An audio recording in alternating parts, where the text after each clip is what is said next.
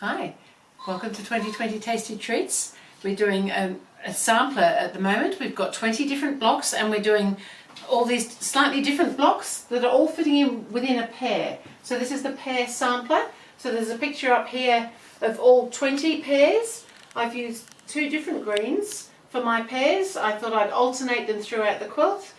And here I've started making the blocks. So there's 20 blocks in the series and we are up to block 5 already. So as you can see, we've got the 4 blocks here. We're going to make the pears up a little bit later, rather than at the moment just getting the blocks sorted seemed to be just about enough to be doing. So I've gone ahead with starting on block number 5. There is a pattern available. It's a daily download for 20 days from GourmetQuilter.com. So block 5 is this little shoe fly type block here. I think its traditional name is, it's squares and triangles. We've done squares and triangles before. We've done triangles here and we've done one here, and it's really very like this block, but we just rearrange the pieces. So I've done some of the work already. So what we needed to do was we needed to mark on a lighter coloured square a diagonal line and then stitch on that line. So I've already done them, but I've got the one left here just to show you. So I've already done the stitching line. Then we need to trim that. So I'm laying my 1/4 inch line on the actual stitching line on the ruler there, so that I cut 1/4 inch away from the stitching line, and then we want to press those, and we just want to be a little bit careful pressing because this seam is now on the diagonal of the fabric, so it's potentially stretchy, so we just want to make sure we're not ironing it out of shape. Very easy to do with a hot iron, and it comes back to being a square but in 2 halves. And so I've already started joining up. Again, it's a little 9-patch block, so you can see that I've done 2 of the little rows, but I needed this one for my last one. So this one's going to go here, and then we've got a plain square, and then we've got this other one, so that we get this sort of shape going around. So I can go ahead and we'll get these joined up, and then we've got to join the 3 little rows up. So because I've already done 2 of the rows, I don't need to chain piece this time, but you can just chain piece them through, but not on this occasion because I've already done the other bits. So I've done the first seam, and then we'll pop this one on for the next one.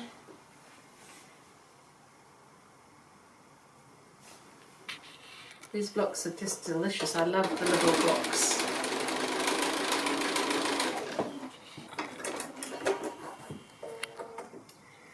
And then we're going to press that. So I've already pressed these. So I've pressed, because of the awkwardness of the diagonal seam here. When I say awkward, I just mean it doesn't want to press back on itself very easily.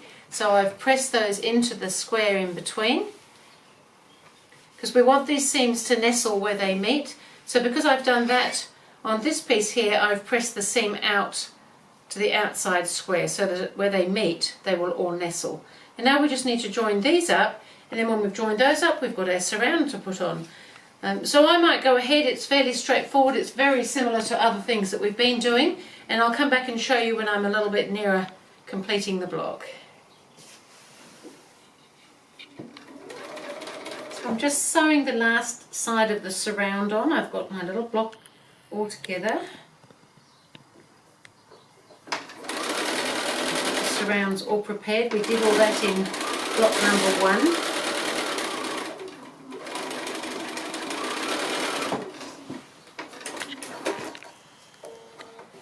And now I can press that. Now, even though I've got that little bit of a diagonal there, I am actually pressing these ones out towards the outside rectangle because there's more seams here. So overall, it seemed better to go out that way. And that's got the lighter green surround on it, as I'm alternating my 2 greens. So this is going to be block number 5. So if we're looking at the row, and I've got the picture up there, but I've got the picture here, I'm basically just coming along the rows. So we've done number 5. So we'll pop it up here. And one of these days we'll get going on the rest of that pear, but not just yet. So that's block 5. So you can see my greens are alternating across. Nice little block there. And I will see you again with the pear sampler, block 6.